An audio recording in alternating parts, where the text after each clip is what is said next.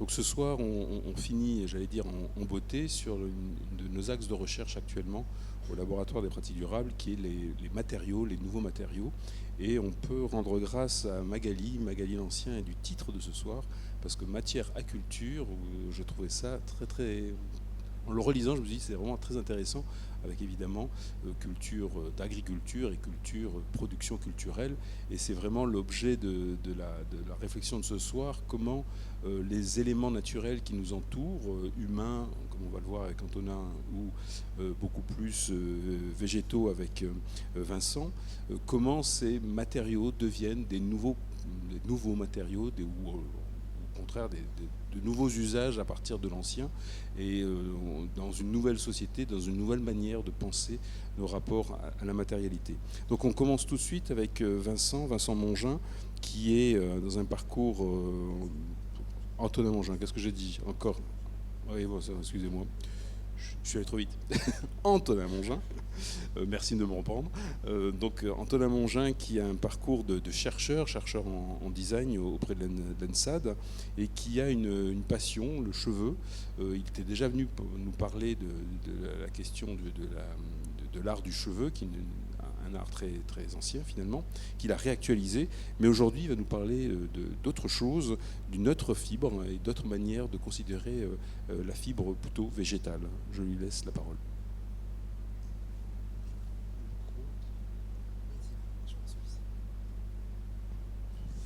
Bonsoir à tous et à toutes. Donc je suis Antonin Mongin, et peut-être pour vous retracer un peu mon parcours brièvement, je suis d'une formation aux Arts décoratifs de Paris. C'est mon collier parce que je... Ok. Et donc oui, je suis donc issu d'une formation initiale en design textile et matière. Ah, mais du coup j'ai très peur, je crois que c'est... Pourtant j'ai pas de bague. Et ensuite, donc, j'ai obtenu ce diplôme-là en 2016, et j'ai tout de suite enchaîné sur un doctorat en sciences, art, création, recherche. Pardon, je stresse. J'ai pas envie de paniquer. Encore plus. Oula. Qu'est-ce qui se passe? Tout va bien. Hop. Donc je continue. Là c'est bon. Et donc j'ai fait effectivement un doctorat en sciences, art, création, recherche à l'ENSAD Lab, donc le laboratoire de l'école des arts décoratifs de Paris, pardon, et en spécialisation Soft Matters, et donc doctorat que j'ai soutenu en 2022. Et durant ce doctorat, j'ai amorcé mes recherches qui sont toujours contemporaines, à savoir comment réveiller de façon pérenne cette fois-ci l'art de travailler en cheveux, un métier d'art disparu au début du XXe siècle, qui était monnaie courante au XIXe siècle, qui consistait en tant que particulier à venir voir un artiste en cheveux ou un dessinateur en cheveux avec des mèches de cheveux d'un proche qui était disparu momentanément ou définitivement, afin qu'il puisse réaliser, au travers de plusieurs techniques que l'on verra brièvement juste ensuite, des bijoux sentimentaux à porter sur soi ou à offrir, donc composés de ces cheveux-là, mais également des tableaux composés de mèches de cheveux. Alors, il existait à l'époque deux types majeurs de techniques pour deux types de résultats différents.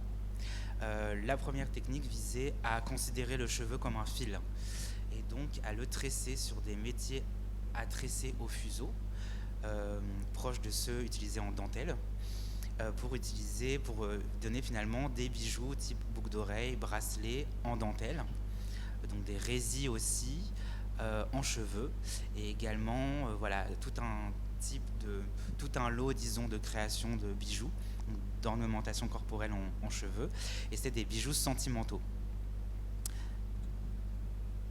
Et aussi, le cheveu était autrement utilisé sous la forme d'une matière picturale que l'on découpait et que l'on assemblait un peu comme de la marqueterie pour réaliser des tableaux figuratifs. Donc comme vous pouvez voir au milieu, c'est un tableau composé de différentes mèches de cheveux issues de différents membres d'une même famille. Donc peut-être que je remets la vidéo pour que ça soit un peu plus éloquent. Hop. Donc vous voyez au milieu par exemple que chaque mèche correspond à un individu particulier issu de la même famille parce qu'il a justement différentes couleurs. C'était aussi des arbres généalogiques vraiment, disons, composés de façon intrinsèque d'humanité. Je continue. Ensuite, on allait aussi vers les tableaux encore plus exceptionnels où justement les cheveux étaient réduits en poudre et ça devenait un pigment qui servait à l'artiste à peindre des scènes figuratives qui tenaient à cœur son client finalement, donc qui était composé de ses mèches de cheveux ou de ceux d'un de ses proches. Et donc il existait alors deux types de souvenirs en cheveux, les premiers qui étaient liés plutôt à comment célébrer le souvenir d'un proche disparu. Et à la fin du 19e siècle, au début du 20e siècle, on le mettait aussi en regard avec des portraits photographiques, donc les compositions capillaires. Ou au contraire, célébrer des moments de vie importants par la production de boutons, par exemple, composés de mèches de cheveux d'un nouveau-né, par exemple, ou de tableaux composés de mèches d'un couple qui se rencontrait. Et donc moi, mon travail, c'était de faire renaître cette pratique-là de façon contemporaine avec des outils contemporains de valorisation du cheveu coupé. Pour cela, j'ai fait appel à... j'ai lancé un appel aux dons capillaires, consenti par essence, parce qu'il s'agit de dons. Et donc j'ai reçu de plus en plus, depuis des années maintenant, bientôt 8 ans, des cheveux de différentes longueurs et catégories de caractéristiques morphologiques et de couleurs. Et donc pour moi, c'était important de ne laisser aucun type de cheveux de côté, d'être le plus inclusif possible. Donc pour cela, j'ai réparti mon savoir-faire en 4 catégories, sous la forme de 4 protocoles adaptés à 4 catégories de longueurs différentes de cheveux que je recevais. Par exemple, le premier protocole vise à textiliser, donc à transformer de façon textile des mèches de cheveux inférieures à 5 cm de longueur.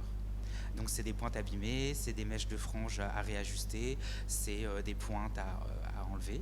Et donc ces cheveux-là, je peux les réduire en poudre, une poudre suffisamment fine et homogène pour qu'elle devienne un pigment que je viens sérigraphier à l'aide de différents liants sur des supports textiles existants en vue de créer des motifs imprimés, des motifs textiles qui ont la couleur absolue de chaque cheveu que je reçois, sachant que chaque échantillon, chaque matériau est conçu à partir d'un seul don capillaire, à part pour des mélanges issus par exemple de cheveux de couple ou de cheveux de 2 frères, 2 sœurs, etc.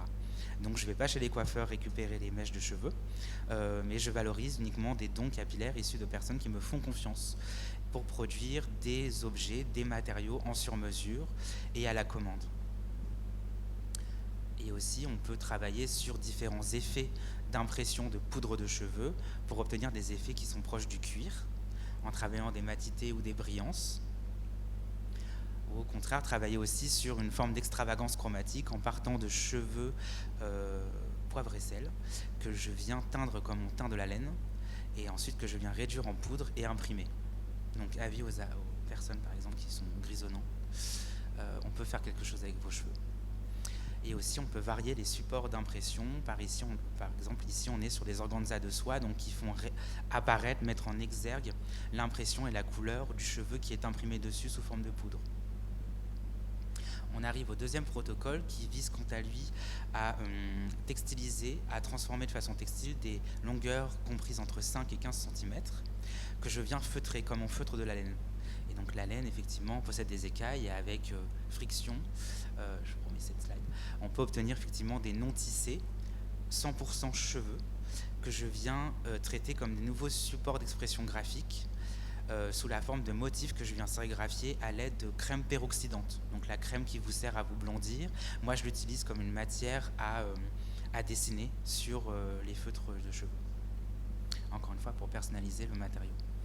On arrive au troisième protocole qui vise quant à lui à textiliser des longueurs supérieures à 15 cm que je viens tisser en trame au sein de chaînes de tissage de nature différente du cheveu, comme du nylon transparent par exemple, qui mettent véritablement en exergue la nature capillaire du matériau textile que je vais générer sur mon métier à tisser.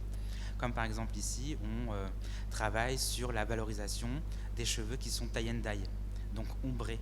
C'est-à-dire que je les ai reçus tels quels, à savoir qu'ils ont été décolorés partiellement, puis recolorés par la personne, puis la personne s'en est séparée et les a confiés, coupés. Et moi, je les valorise de cette façon, en les tissant. ou aussi par exemple en tissant du cheveu qui est imprimé d'un motif pour obtenir un effet ICAT. Donc encore une fois, revisiter la pratique de l'art de travailler en cheveux du 19e siècle en venant la téléporter vers le futur tout en passant par un petit crochet contemporain en utilisant des techniques de valorisation textile contemporaine comme l'ICAT qui est quand même assez moderne, en tout cas associé aux cheveux. Et aussi comment articuler, créer des rencontres capillaires issues d'un don provenant d'un couple. Ici c'est un couple d'amis, une amie brune et une amie blonde qui se sont coupés les cheveux, qui ont à peu près les mêmes longueurs, et donc là je viens articuler une rencontre tissée sous la forme d'un damier brun et blanc. Un damier tissé. Et enfin on arrive au 4e et dernier protocole qui vise à valoriser les longueurs exceptionnelles de plus de 40 cm que je viens tricoter. Et donc le tricot permet notamment de venir réanimer un matériau qui est inerte, lui donner une forme de vie, comme vous le voyez sur le gif. Donc voilà, c'est aussi comment donner une souplesse que le tissage n'a pas et que le tricot possède. Et encore une fois, comment valoriser des dons capillaires qui sont exceptionnels, bicolores par exemple. Là, je ne change pas non plus les couleurs. J'essaie au contraire de les mettre en exergue et de m'en emparer comme une matière presque picturale, graphique. Pour aller encore plus loin dans l'exploration, j'ai mis en place, alors j'ai développé un nouveau procédé qui vise à imprimer en 3D des objets en résine chargés en poudre de cheveux. Une poudre que j'ai obtenue à l'aide d'un dispositif qui a été un petit peu assez long à mettre en place pour obtenir une poudre qui est presque semblable à du fond de teint. Donc, une poudre très volatile qui permet de teindre dans la masse les objets que j'imprime en 3D. Ces objets-là, donc si la résine n'est pas chargée en poudre de cheveux, elle est, comme c'est le cas à gauche, c'est-à-dire transparente, elle est sans amant. Moi, je suis à droite, c'est-à-dire que je viens injecter dans la masse de l'objet imprimé en 3D la poudre de cheveux, et seulement 2 grammes de cheveux, c'est très peu. Ce qui fait que j'obtiens notamment des bijoux en cheveux, donc des cheveux issus de mes clients qui me les confient, et qui ont la couleur absolue de leurs cheveux ou de ceux de leurs proches. Donc là, par exemple, c'est un collier de perles pour une mère et ses 2 filles. Ou encore des bagues aussi qui sont monogrammées, et donc par exemple j'imprime des bagues en 2 fois quand il s'agit par exemple d'un couple de frères ou un couple d'amis ou d'amants. Je peux imprimer comme ça la bague en 2 fois, donc la bague aura vos 2 couleurs et vos 2 monogrammes. Et on peut aller encore plus loin, imaginer des objets qui sont encore un peu plus généreux en termes d'échelle, comme c'est le cas ici par exemple pour un bracelet.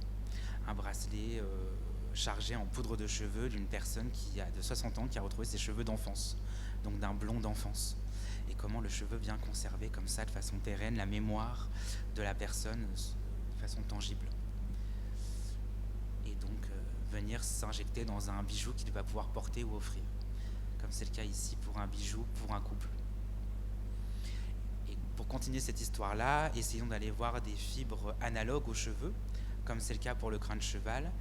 Et donc j'ai travaillé avec l'entreprise Hermès pour imaginer des bijoux, disons des bijoux sentimentaux pour les cavaliers et leurs montures. Et comment imaginer un protocole de comment dire ça, sans être trop abrupt, de prélèvement de crin de cheval sur la queue de cheval d'une monture précise, que le cavalier va pouvoir faire, envoyer à Hermès, puis ensuite moi je vais pouvoir venir le tisser pour créer justement des objets sentimentaux qui pourront soit contenir uniquement le crin de cheval de la monture de la personne, donc du commanditaire de l'objet, soit venir être mélangé avec ses cheveux, donc créer des armures de tissage centaure, mi-cheveux, mi-crin de cheval. Donc on est sur des objets de luxe ultra personnalisés et ultra sentimentaux. On est sur des objets plus couture que couture. C'était un peu l'ambition avec Hermès. Et là, je rejoins un peu plus l'univers du végétal et donc de Vincent, ici présent ce soir. Et donc, je travaille aussi sur le développement d'une nouvelle série de fausses fourrures végétales et artisanales, 100% composées de fibres libériennes, à savoir le chanvre, le lin, ou la ramie, qui est une sous-espèce d'ortie. Et donc je viens réaliser des ersatz de fausses fourrures inspirés du vivant, et je m'intéresse notamment avec mon teinturier végétal qui s'appelle Clément Bottier, qui est un génie de la couleur, avec qui j'ai la chance de pouvoir collaborer sur ce projet-là, en vue de pouvoir reproduire de façon végétale des fourrures d'animaux menacés ou élevés pour leur fourrure. Et donc je travaille aussi avec le Muséum d'histoire naturelle de Paris et leur réserve de spécimens naturalisés pour être au plus proche des fourrures des animaux qui sont conservés au sein de ces réserves-là. Et notamment, comme vous le voyez, essayer d'imaginer des fourrures. Elles existent vraiment, hein, c'est des fourrures, vous les verrez après, je vous les montrerai. Des fausses fourrures de lin, donc de raton laveur ou de panda roux. Et aussi par exemple des fourrures de félins inspirées de panthères des neiges, 100% chanvre et teinte de façon végétale pour être sur un produit radical où tout est 100% végétal, depuis la fibre en passant par le fil de structure jusqu'à la teinture. Et donc pour cela, effectivement, je l'évoquais, je travaille avec Clément Bottier qui est teinturier végétal et designer textile, notamment pour le cinéma, et qui a un regard extrêmement intéressant puisqu'il sait très bien relever de façon chromatique les subtilités des fourrures animales, mais aussi imaginer des fourrures presque légendaires, issues d'animaux mythologiques. Donc là, c'est un peu la prochaine ambition, mais de rester sur un produit qui imagine une nouvelle forme de fourrure que la Terre n'a pas encore connue, mais qui est un peu plus résiliente dans sa composition, à savoir donc, effectivement qu'elle est issue du végétal, que l'on vient tisser, nous, à l'atelier, sur des métiers à tisser traditionnels. Et encore une fois, travailler aussi sur des couleurs qui sont, là ici, absolument pas des couleurs synthétiques, c'est des couleurs encore une fois végétales, mais aller vers des univers artificiels un peu plus excentriques, qui peuvent intéresser des maisons de haute couture, de mode, de luxe, pour imaginer des alternatives, surtout à la fausse fourrure synthétique, qui, à mon sens, pollue, enfin en tout cas pullule dans le marché comme alternative à la vraie fourrure.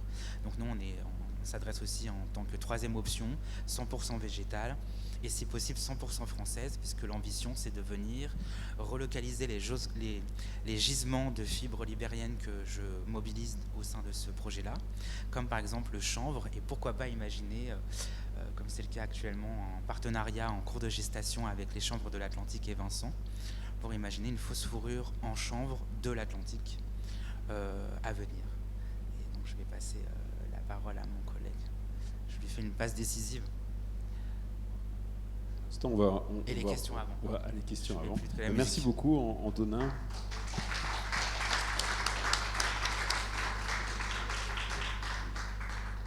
Merci pour ce voyage dans la fourrure, si je puis dire. Et en tout cas, moi j'avais une première question. Tu parlais justement à la fin des gisements. Est-ce que tu peux revenir un peu plus sur la notion de gisement, d'abord pour notre public, mais aussi qui ramasse les fourrures, Pas encore les fourrures. les lins, tous ces éléments-là, l'ortie, qu'est-ce qu'un gisement et comment il est cultivé, si je peux dire. Alors pour moi, ce projet-là, très honnêtement, il m'ouvre aussi les portes de gisements que je méconnais. C'est pour ça que travailler avec des personnes comme Vincent, où je ne sais pas finalement comment c'est retiré de la terre, comment c'est transformé en fibre jusqu'en fil. Moi, j'apprends aussi à aller en sens inverse et à découvrir des filières que je méconnais, et pourtant que j'utilise de façon courante en tant que designer textile dans mon travail. Donc pour moi, c'est aussi déconstruire une filière pour mieux justement comprendre d'où ça vient, d'où vient le chanvre que j'utilise, d'où vient le lin et la ramie. Et donc je me rends compte que des fois c'est un peu opaque quand on est néophyte, quand on est totalement béotien. Et donc c'est important, je pense, déjà de voir ce qu'il est possible de faire en France. Et pour vous répondre honnêtement, comment on le ramasse, le chanvre, je pense que le mieux ça serait que Vincent s'empare de cette question-là. Mais pour moi, relocaliser des gisements, mon gisement premier de façon originelle, moi c'est les humains, donc la tête des humains.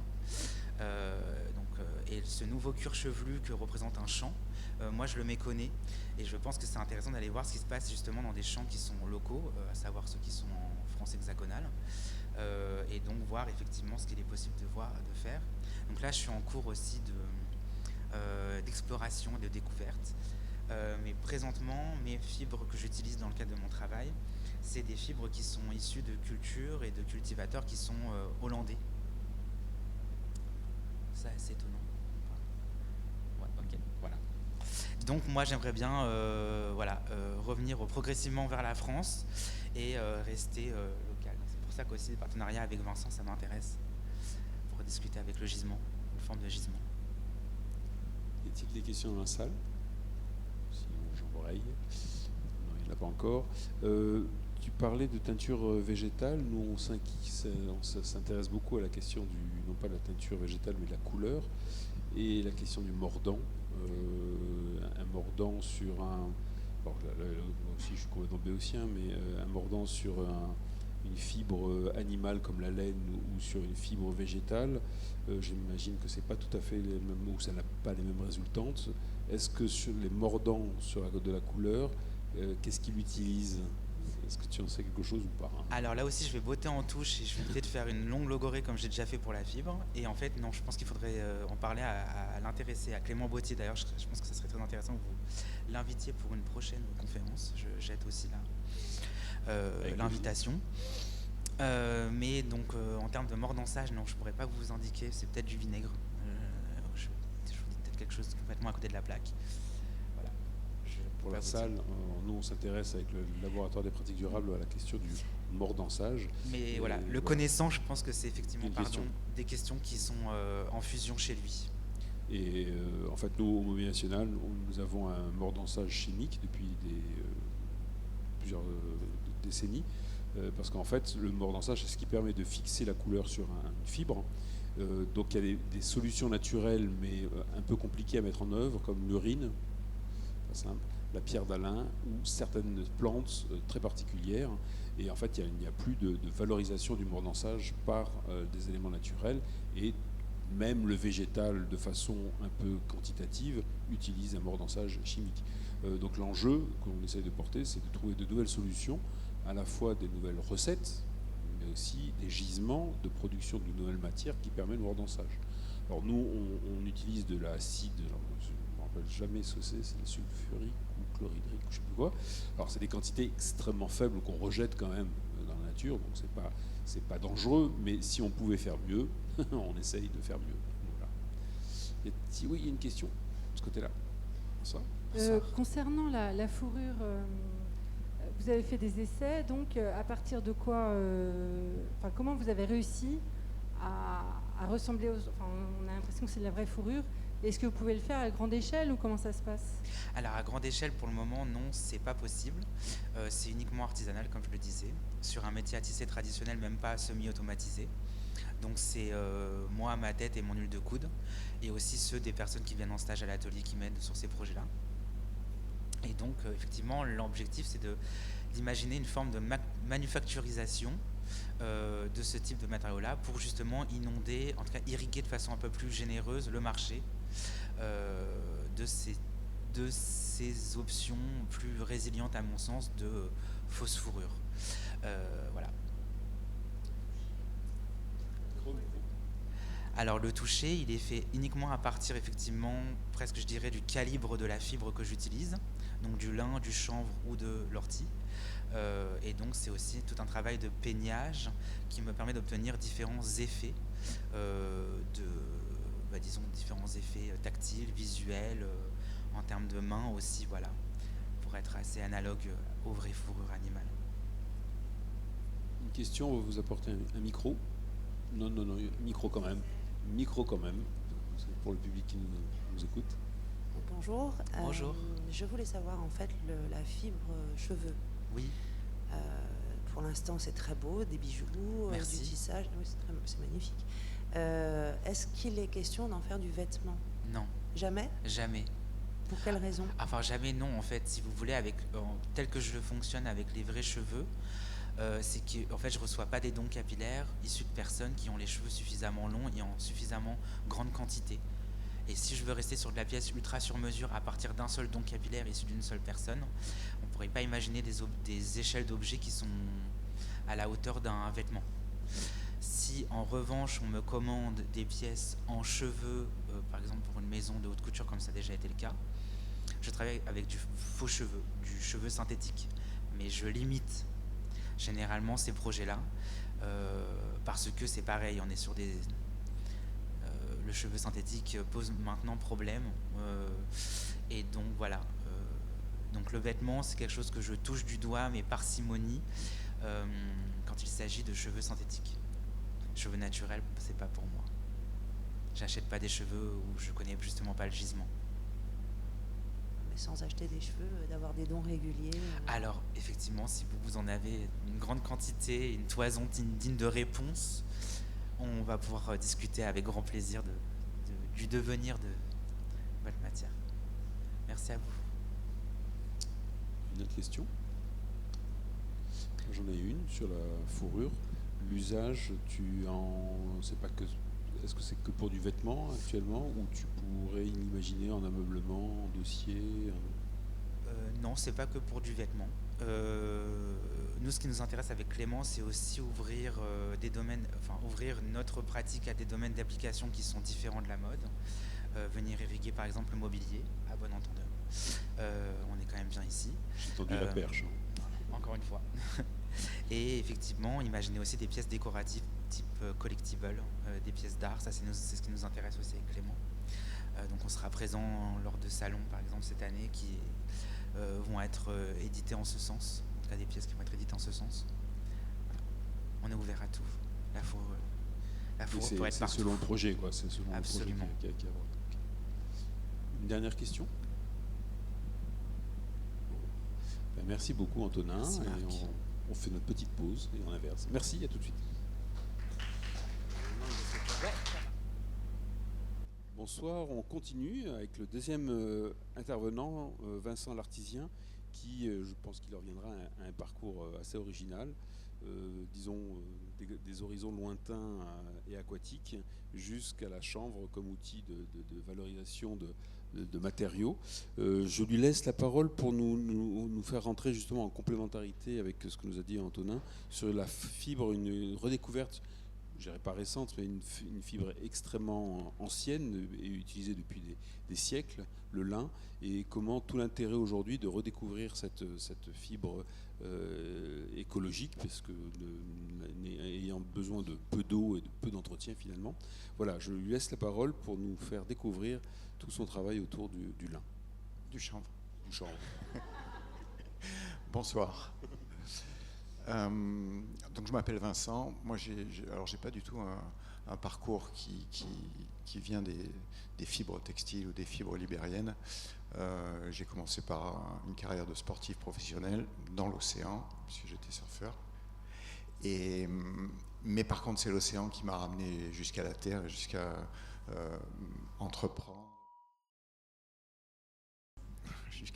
pour monter ce qu'on appelle une chanvrière. Donc c'est une industrie qui va cultiver et traiter toutes les matières premières issues de cette plante assez extraordinaire. Le chanvre, c'est du cannabis. Le nom latin de chanvre, c'est cannabis. Et c'est une plante qui produit à elle seule une quantité de matières premières assez extraordinaire et assez grande.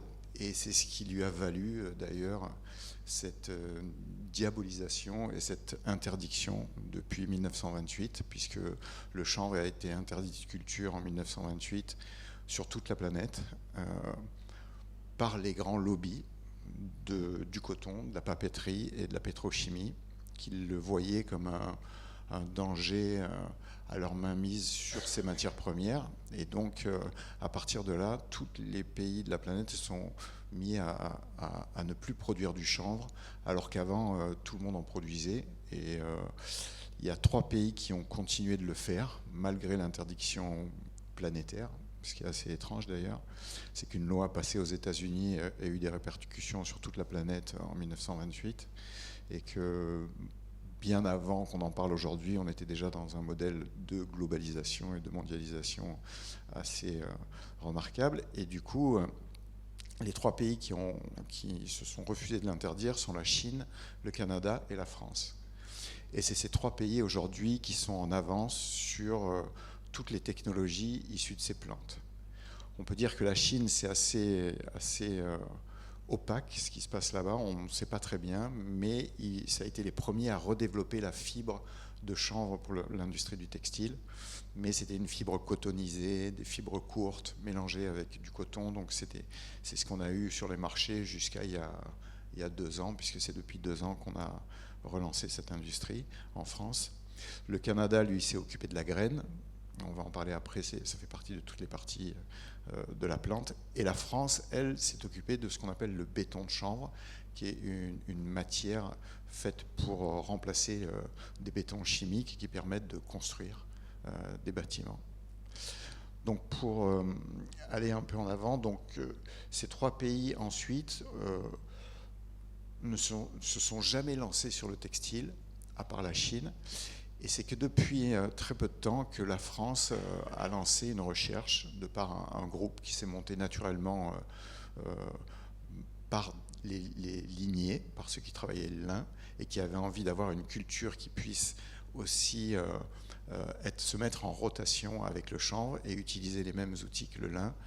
Donc ces gens-là se sont réunis et ont créé une association dans laquelle nous on est rentré dès sa création parce que ça faisait partie de notre sujet et qui s'appelle Lin et Chanvre Bio et qui s'est attelé à ramener cette industrie en France. Et ça depuis une dizaine d'années. Mais il manquait les outils. Juste pour l'histoire, le chanvre, ça a été ce qu'on appelle le premier moteur de l'humanité, parce que toutes les voiles de tous les grands bateaux avant 1928 étaient faites en toile de chanvre. Donc que ce soit Christophe Colomb, Vasco de Gama ou tous les grands navigateurs, sur leurs bateaux, leurs voiles étaient faites en fibre de chanvre. Et tous les cordages. Donc, par bateau, il y avait une centaine de tonnes de fibres de chanvre. Donc c'est des industries qui étaient maîtrisées avant 1928, mais on disait toujours du chanvre qu'il était rêche et qu'il grattait, parce que les techniques et les technologies de cette époque-là ne permettaient pas d'obtenir des fibres qui puissent être orientées vers les fibres textiles haut de gamme. Donc je vais faire un petit retour en arrière sur la plante elle-même, parce qu'on ne peut pas parler de fibres de chanvre si on ne parle pas de la plante et de ce qu'elle est, de ce qu'elle représente et de son potentiel de transformation industrielle au sein de l'humanité. On parle d'elle comme la plante du nouveau paradigme parce qu'elle rentre dans tout un tas d'industries de par ses différentes matières premières. Alors je suis désolé parce que ma présentation est en anglais et que je n'ai pas pu la traduire, c'était un peu technique, on l'a faite pour une grosse école américaine, mais je vais vous détailler au fur et à mesure ce qui est marqué en anglais. Donc dans cette plante, il y a d'abord une tige qui pousse très vite, extrêmement vite. C'est une des plantes qu'on cultive à grande échelle aujourd'hui qui pousse le plus vite. Et dans cette tige, il y a 2 matières extraordinaires qui sont la fibre qui enrobe la tige. Si on pèle cette tige, on récupère cette fibre. Et à l'intérieur, il y a un petit bois blanc qu'on appelle la chènevote. Et c'est avec ce bois blanc qu'on fait des bétons végétaux. On met ce bois avec de la terre ou de la chaux ou de l'argile et de l'eau.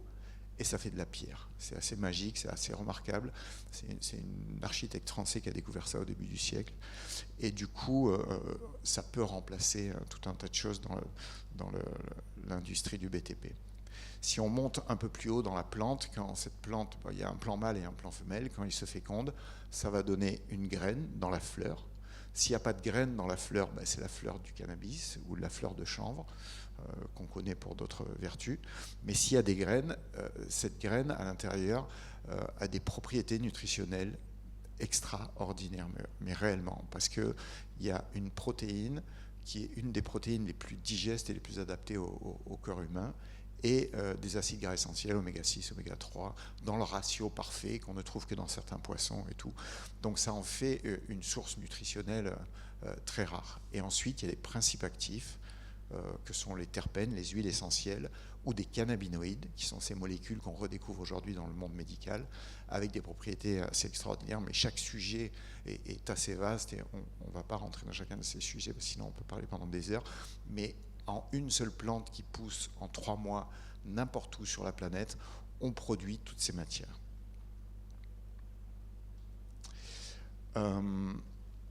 Donc c'est ce qui est expliqué là, le grain, la fibre et la fleur.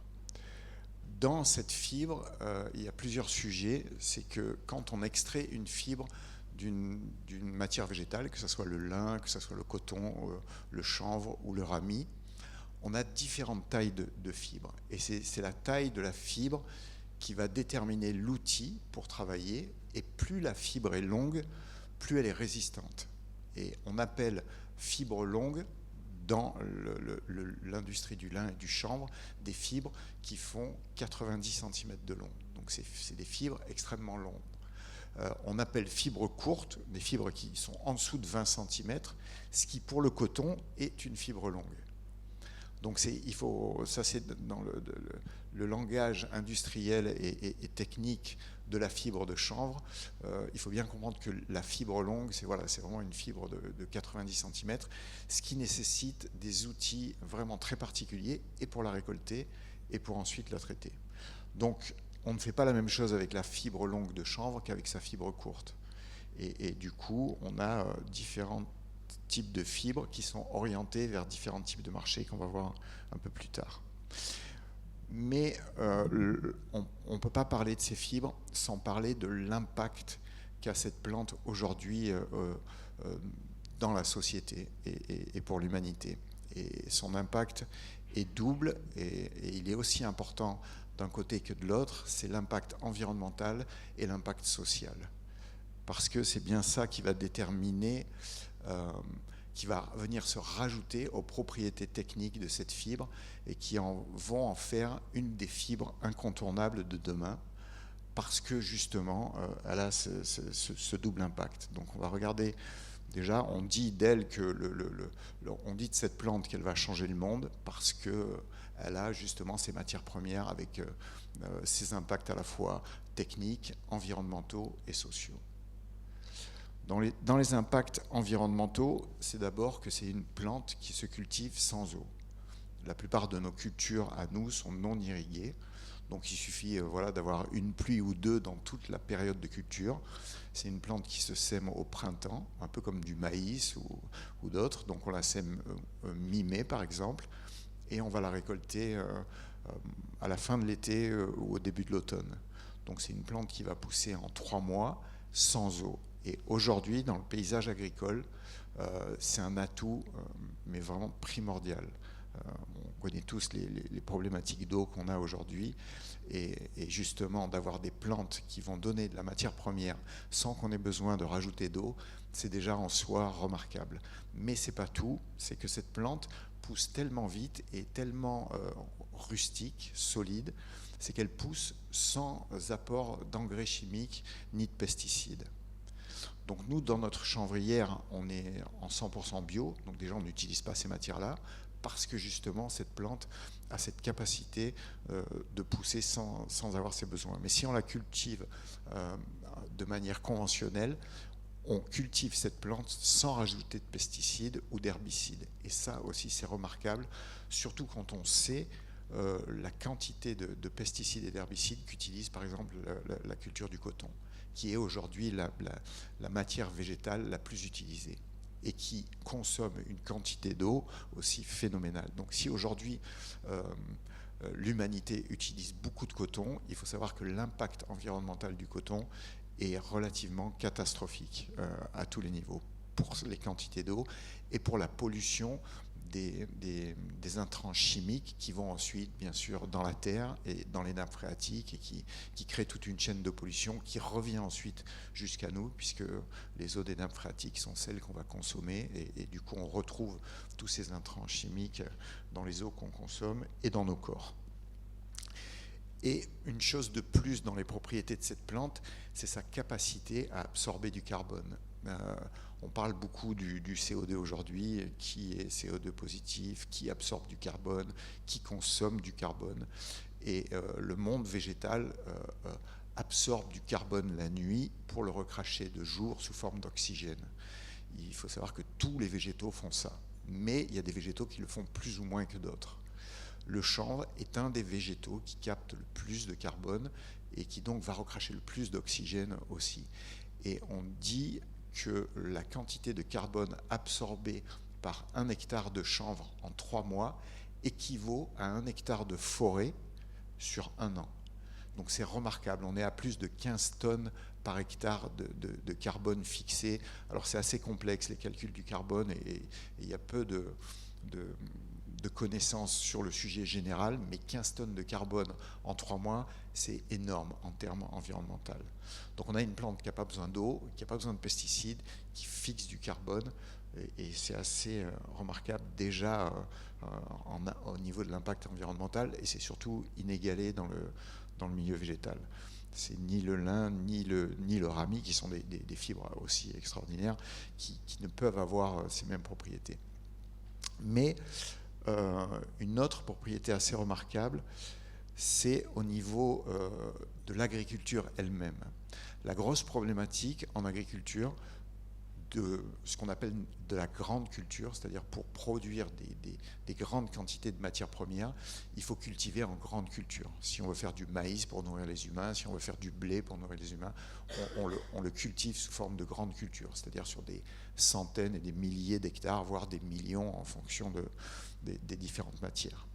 La plus grosse des problématiques, c'est que quand on va semer une graine dans un champ grande culture, il y a plein d'autres plantes qui vont pousser, qui sont amenées par le sol, par le vent, par les oiseaux, par plein d'autres choses. On appelle ça des mauvaises herbes, mais en fait, ce n'est pas du tout des mauvaises herbes, c'est d'autres plantes, mais qui viennent perturber la culture. Le chanvre pousse de telle manière, de la manière dont on le cultive, qui va étouffer, il pousse tellement vite et il crée une telle canopée qui va venir étouffer naturellement toutes les autres plantes qui vont pousser dessous. Donc c'est une plante qui va permettre justement de nettoyer les parcelles et d'éradiquer tout un tas de graines qui sont dans le sol, qui vont germer, mais qui sans lumière vont mourir, et donc il n'y aura plus cette graine dans le sol. Donc on se sert de cette plante en même temps pour venir nettoyer des parcelles, et dans l'agriculture biologique, c'est précieux, parce qu'on ne peut pas utiliser de produits chimiques pour venir tuer toutes les mauvaises herbes avant. Il faut savoir que l'agriculture conventionnelle utilise beaucoup de glyphosate pour venir justement éradiquer ces mauvaises plantes. Donc avant d'aller semer un maïs ou un blé ou un soja ou un colza, on va venir répandre du glyphosate pour que justement quand on va semer ces plantes-là, il n'y ait pas d'autres plantes qui viennent perturber. Dans le chanvre, on n'a rien besoin de mettre, on met le chanvre et c'est lui qui va faire ce travail naturellement. Donc ça, c'est un atout agronomique extraordinaire, extrêmement précieux et qui a une valeur économique assez remarquable. Donc l'absorption du CO2 est aussi... Donc après, au niveau environnemental, un des gros sujets de cette plante, c'est que les matières premières qu'elle produit vont permettre de trouver des solutions face aux matières premières qui posent de gros problèmes environnementaux sur la planète. Le coton en est un, c'est vraiment un problème environnemental. On ne sait pas comment remplacer les problématiques environnementales liées à la culture du coton, et le fait de pouvoir proposer une fibre comme le chanvre, surtout avec les techniques qu'on a aujourd'hui, ça permet de trouver une solution face à ça. Une des deuxièmes grosses problématiques de la planète, c'est les matériaux de construction. Il faut savoir que le béton qu'on utilise aujourd'hui dans la plupart des constructions utilise énormément de sable naturel. Donc on est obligé de puiser dans des écosystèmes extrêmement sains. On va puiser cette matière première et donc on va déséquilibrer ces écosystèmes. Chaque fois qu'on enlève une matière première naturelle dans la nature, il faut savoir qu'on la déséquilibre et que derrière, il y a toute une chaîne de réactions qui va faire que ça crée des effets qu'on va retrouver qui sont assez dramatiques. Le fait d'enlever le sable dans des zones assez privilégiées va transformer à long terme ces zones-là et va créer des problèmes qu'il va falloir ensuite régler. Donc tous nos matériaux de construction génèrent un déséquilibre dans tout un tas de zones sur la planète, et le fait de pouvoir amener une solution à ces matériaux-là avec un béton végétal qui, lui, n'a besoin que d'un liant naturel qui peut être soit la terre crue, soit la chaux, c'est aussi une solution. Une autre solution face à une grosse problématique environnementale, c'est la consommation aujourd'hui de protéines animales, puisque cette consommation-là est sans doute une des premières sources de pollution sur la planète, indirectement, parce que pour développer des élevages intensifs, comme on a besoin, il faut couper de la forêt, et des forêts primaires. C'est ce qui s'est passé en Amazonie. Aujourd'hui, plus de 75% de l'Amazonie a disparu pour mettre des élevages de bétail, pour qu'on ait accès à des protéines animales. Mais c'est aussi tous les produits chimiques qui vont venir pour ces cultures-là. Donc ce n'est pas l'animal directement qui pose un problème, c'est plutôt la culture, déjà de couper les forêts, et ensuite les cultures qu'on va mettre à la place de ces forêts pour venir nourrir ces animaux. Donc le fait de proposer des protéines qui viennent d'un milieu végétal pour remplacer ça, ou aussi des acides gras comme les oméga 3 et 6 qui permettent d'éviter d'enlever les poissons de nos océans, c'est aussi une solution. Mais il y a tout un tas d'autres particularités dans la fibre, dans les matières que produit le chanvre, qui permettent de rentrer dans des industries extrêmement polluantes et de proposer des solutions. Donc c'est une plante qui va proposer des alternatives concrètes, immédiates, à des problématiques dont on a beaucoup de mal à trouver des solutions. Donc c'est une de ses propriétés environnementales.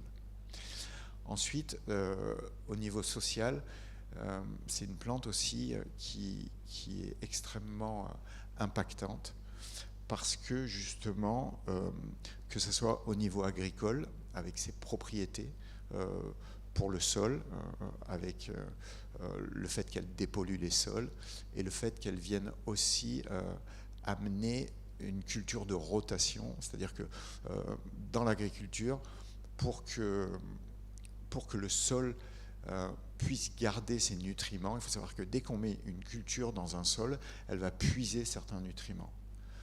Donc quand on met par exemple du chanvre, on enlève beaucoup d'azote. L'azote, c'est du nitrogène, et cette plante a besoin de beaucoup d'azote pour pousser. Du coup, on va déséquilibrer l'équilibre naturel du sol de l'azote.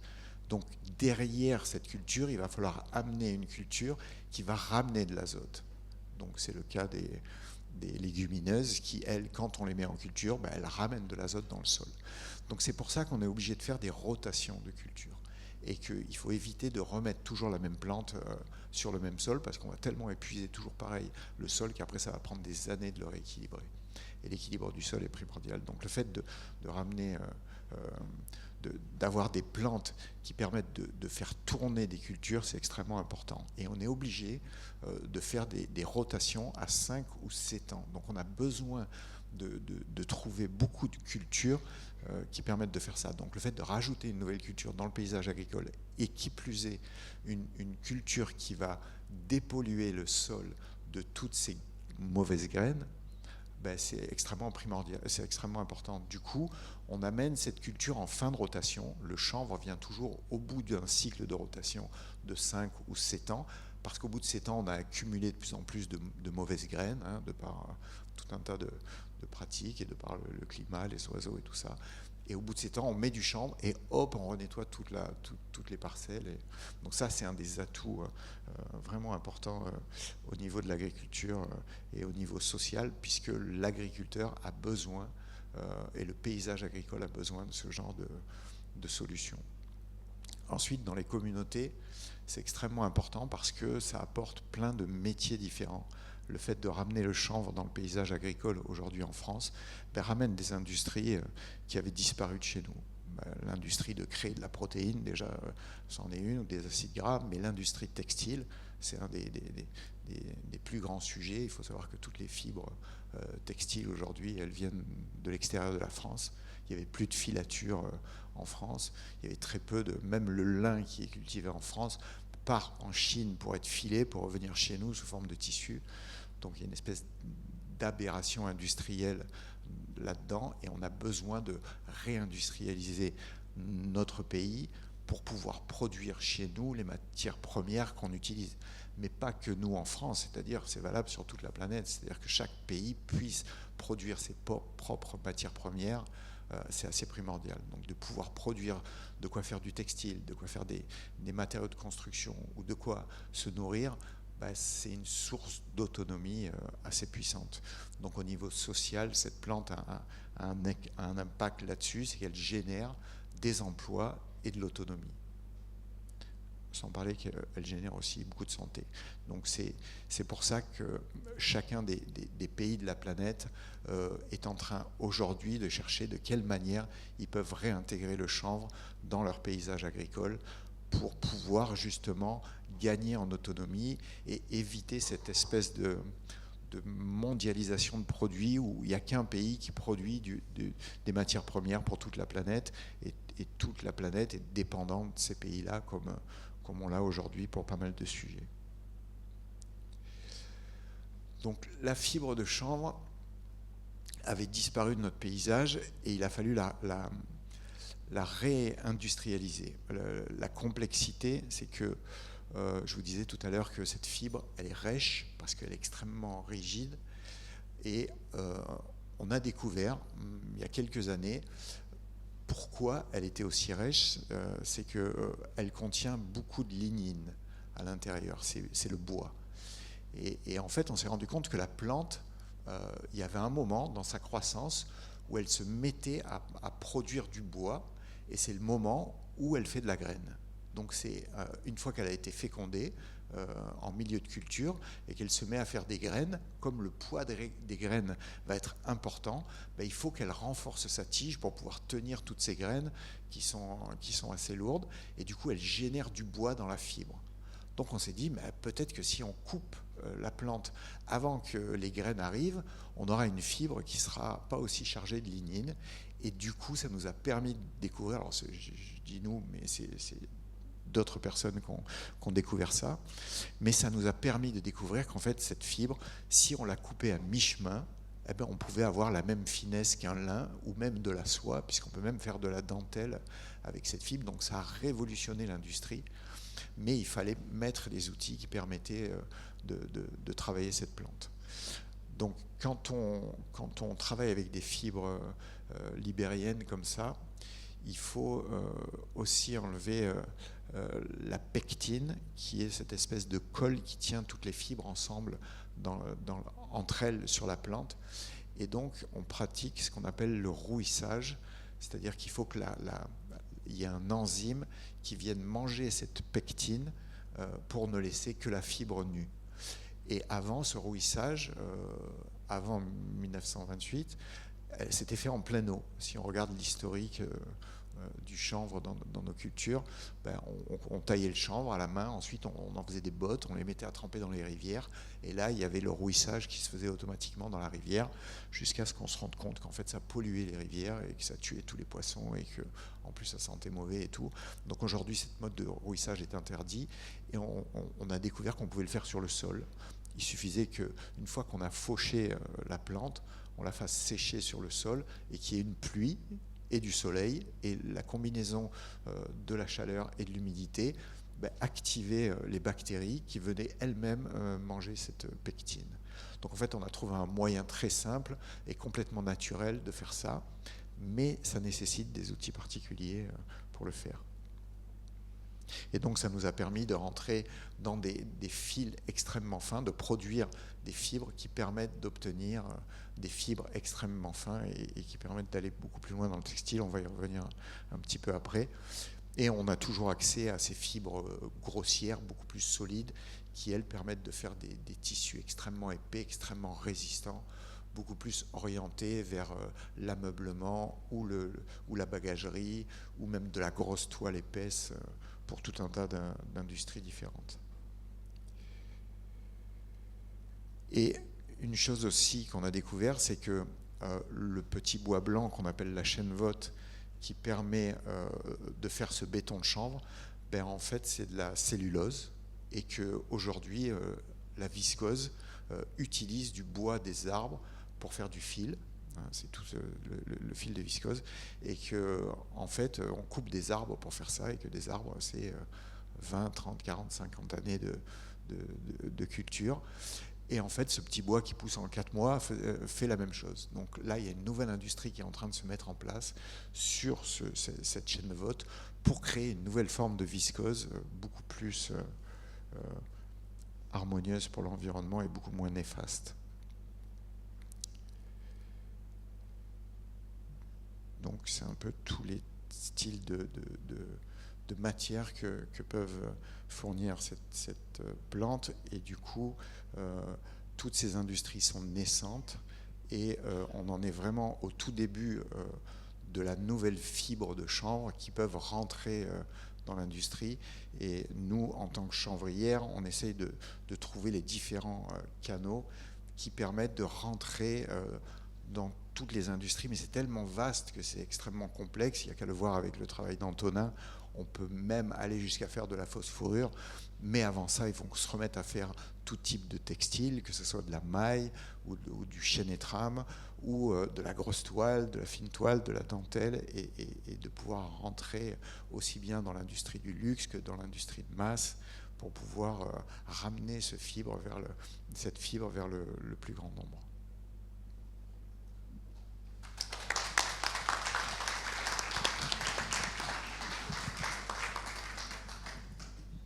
Merci beaucoup, Vincent. Quelle est la distinction entre le lin et le chanvre? Je pose tout à l'heure ma langue à fourcher. C'est une distinction parce que les propriétés, le lin se cultive de la même manière. Est-ce que ça donne une texture différente, ou alors c'est Alors c'est vraiment déjà à la base deux plantes qui n'ont vraiment rien à voir l'une avec l'autre. Le lin, c'est une petite plante très jolie qui devient toute bleue quand elle est mûre, et elle est vraiment magnifique, mais c'est une plante fragile, une petite tige et tout, alors que le chanvre, c'est tout l'inverse. C'est une plante qui monte très haut, qui peut monter à 4 mètres de haut, qui a une grosse tige, qui est extrêmement rigide. Si on avait fait des voiles de bateau en chanvre, on ne les a pas faites en lin parce que c'est pas du tout ça. On dit du lin que c'est un tissu qui est fait pour les pays chauds, surtout parce que c'est un tissu frais, qui crée beaucoup de fraîcheur quand il est fin, hein, pas quand il est épais. Et le chanvre, lui, c'est un tissu qui est fait pour les pays chauds parce qu'il a des propriétés thermorégulatrices assez remarquables, et c'est un tissu qui génère de la chaleur. Donc je dirais que la rigidité et cette propriété technique, et il y en a une dernière qui est assez remarquable et qui ouvre un potentiel assez incroyable dans le monde de la santé, c'est que cette fibre est antibactérienne naturellement, et donc pour tout le chanvre, et que pour le milieu médical c'est assez remarquable d'avoir une fibre qui soit antibactérienne, c'est-à-dire si on met des souches de bactéries dessus, elles sont détruites automatiquement, donc ça ouvre un grand espace. Et on a un taux de progression de l'exploitation du lin ou du chanvre, ou des deux, en France, parce que on dit que la France est un des premiers producteurs, en tout cas européen et peut-être mondial, du lin, depuis en gros de Rouen jusqu'à Bruxelles. Pour le chanvre, est-ce qu'on est en production montante ou stagnante, ou Alors il faut savoir qu'avant 1938, on cultivait en France à peu près 300 000 hectares de chanvre. Aujourd'hui, on en est à 30 000 hectares. Donc on a tout à recréer, et il faut qu'on redéveloppe. Le lin, on en est à peu près à 400 000 hectares cultivés en France, mais sur la planète, c'est des millions d'hectares. Le chanvre, la France est un des pays qui en produit le plus. La Chine, on ne sait pas très bien. Le Canada ne fait pas de textile. Donc on peut dire on part de zéro, quoi. Il y a tout à créer. Mais chaque année, on est en train de doubler ces surfaces. Parce que la demande étant tellement grande et les intérêts tellement énormes, voilà, donc l'expansion, elle va être exponentielle. Et dans la filière chanvre, est-ce qu'on a toute la reconstitution de la transformation? Parce que vous parliez du lin, il y a un des premiers producteurs mondial de lin, mais l'industrie du textile n'utilise pas, comme on a pour faire du fil, la filature. Il y a eu des tentatives dans le nord de la France et ça n'a pas marché. Et est-ce que dans le chanvre, on a quand même la filature, par exemple, du fil, elle se fait en France, ou alors il faut tout envoyer ailleurs? Alors aujourd'hui, il faut savoir qu'il y a au moins 3 nouvelles filatures en Europe qui filent du lin. Il y en a une qui s'appelle Safilin, il y en a une autre en Italie qui s'appelle Linificio, et il y en a une nouvelle qui s'appelle la French Filature, qui vient d'être montée il y a quelques années, qui aujourd'hui se sont montées pour filer le lin. Et on a la chance, c'est que le chanvre peut rentrer sur les outils du lin. Il peut rentrer au niveau de la partie du défibrage, c'est-à-dire que la tige, il va falloir séparer ces deux matières. Donc le lin utilise ce qu'on appelle des usines de teillage et que le chanvre peut rentrer dans ces usines de teillage. Les usines de teillage, il y en a beaucoup en France. Ce n'est pas trop le problème. Et puis on est en train d'en monter de plus en plus, donc on va subvenir à ce besoin. La filature, c'est un sujet, parce que 3 filatures, ça ne suffit pas. Et aujourd'hui, la concurrence avec la Chine, qui a installé des énormes filatures en Afrique, donc qui diminue les coûts par rapport à nos coûts à nous, devient de la concurrence. Mais aujourd'hui, on peut quand même faire filer en France, et nous, tous les textiles qu'on fait, ils sont filés en France. Merci. Y a-t-il des questions dans la salle? Oui, une question là. Bonjour monsieur. Vous disiez que la culture du chanvre est petite, mais les opportunités immenses. Comment vous faites le choix de vos filières? C'est extrêmement compliqué parce qu'il faut développer les marchés avant de monter la filière. Donc nous, ce qu'on a fait en premier, c'est de monter la filière agricole. Donc on est allé voir des agriculteurs, on leur a donné les itinéraires techniques pour cette plante, on leur sélectionne les semences, on les forme à la culture. Et il y a un tel besoin au niveau agronomique dans le paysage agricole qu'on n'a pas beaucoup de mal à trouver ça. Ce qui est beaucoup plus complexe, c'est de créer les marchés. Donc on s'est dit, recréer le marché du textile, ça va nous prendre longtemps. Donc nous, on a commencé par la graine. Parce que la graine en alimentaire, c'était facile de faire des huiles, de faire des protéines, et que le marché était demandant de ça, surtout en bio. Donc on a commencé par produire de la graine et de la transformer. Et une fois qu'on est devenu rentable avec cette activité, on a pu investir dans les autres activités. Et c'est pour ça là, en ce moment, on construit 2 nouvelles usines en même temps. Une qui va défibrer, mais une qui va construire du béton de chanvre. Parce qu'il y a une énorme demande du BTP pour des matières nouvelles pour pouvoir construire sainement. Et quand on produit de la fibre de chanvre, on produit autant de matière pour faire du béton. Et c'est une des particularités de cette plante, c'est qu'à chaque fois qu'on produit une matière, on en produit une autre. Donc il faut équilibrer ces industries et ouvrir ces marchés en même temps. Et c'est la partie la plus complexe. Donc on avance tout doucement, surtout qu'on est toujours plus cher que tout le monde parce que les outils industriels sont encore tout petits. Mais ça reste un challenge intéressant et heureusement qu'il y a une demande du public énorme sur ces matières nobles et haut de gamme qui fait qu'on peut quand même le commercialiser, mais il y a un long travail de recherche là-dessus. Une question derrière. Bonsoir, j'ai 2 questions complètement différentes. Est-ce que vous avez essayé avec la pierre calcaire de faire le béton dans les mélanges? Parce que la dernière fois, il y a eu une conférence sur la pierre et ils avaient un gros problème de tous les résidus de pierre qui posaient problème. Donc, est-ce que vous avez essayé avec cette matière? Alors, le fait de rajouter, c'est intéressant ce que vous dites, parce que le fait de rajouter de la pierre dans le béton de chanvre va lui rajouter d'autres propriétés qu'il n'a pas et le rendre, par exemple, plus porteur. Le béton de chanvre, on est obligé de le mettre dans des ossatures parce qu'il n'est pas complètement porteur, donc on fait une structure en bois, et à l'intérieur, on vient créer des murs qui sont à la fois isolants et qui forment un mur. Mais le fait de rajouter de la pierre dans ces bétons végétaux vont leur donner de l'inertie et leur permettre justement d'être porteurs. Donc il y a beaucoup de recherches qui sont faites en ce moment sur qu'est-ce qu'on va intégrer. Donc je sais qu'il y a des recherches avec la pouzzolane, il y a des recherches avec le calcaire. Donc c'est assez infini, mais on est encore là aussi au début d'une nouvelle industrie et il y a tout un tas de choses à découvrir. Ce qui est intéressant, c'est qu'en plus pour eux c'est un problème. Et justement la dernière fois à la conférence ici sur la pierre, ils expliquaient qu'ils avaient ces tas de poudre de pierre et ils ne savaient pas quoi en faire, quoi. C'était vraiment un gros problème de se débarrasser de ces produits. Et mon autre question, c'est, vous parliez du début du XXe siècle, mais avant, est-ce que au Moyen-Âge, où il y avait déjà du chanvre en France, est-ce que quand on voit les filatures, les femmes qui filaient, est-ce qu'il y avait aussi le chanvre qui était filé chez les Gaulois ou Oui, est-ce qu'on a des traces? on a retrouvé en Chine des poteries sur lesquelles il y avait de la fibre de chanvre. On a retrouvé des tissus en chanvre, alors des tissus épais, et avant tout était fait à la main. Donc on a même les outils qu'ils utilisaient avant, c'était des grosses peignes, soit avec des tiges en métal, soit des tiges en bois, et des outils aussi pour séparer, ou peut-être qu'ils avaient des techniques, encore une fois, connaît plus ou qu'on ne connaît pas bien, mais on sait que le chanvre était présent même jusqu'à 2000 ans avant Jésus-Christ. Et l'histoire du chanvre est extrêmement liée à l'histoire de l'humanité. Et on le retrouve partout, jusqu'en 1937, où cette diabolisation l'a fait sortir complètement des livres d'histoire. Il n'y a personne qui sait aujourd'hui que la cannebière à Marseille, c'était la voie du cannabis qui amenait au port de Marseille les cordes et les toiles de chanvre.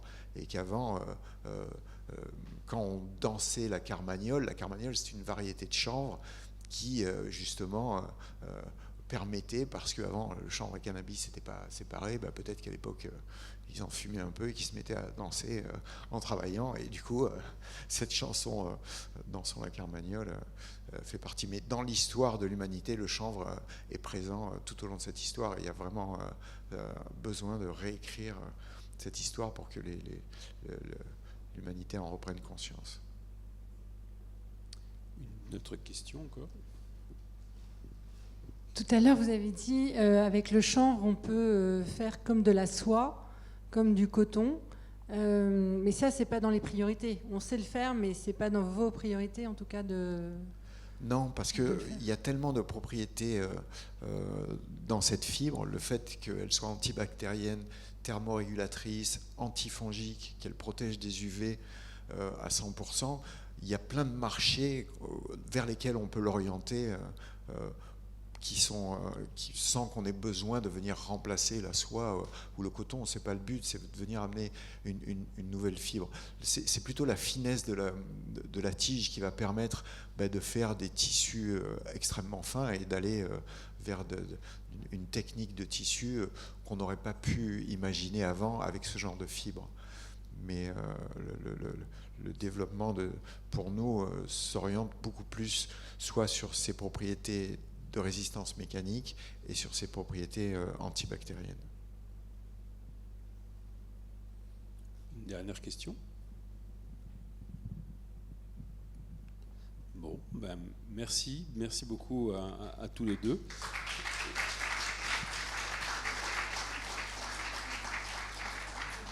Et on se retrouve le 11 mars, voilà, pour le printemps. Merci à vous. Merci.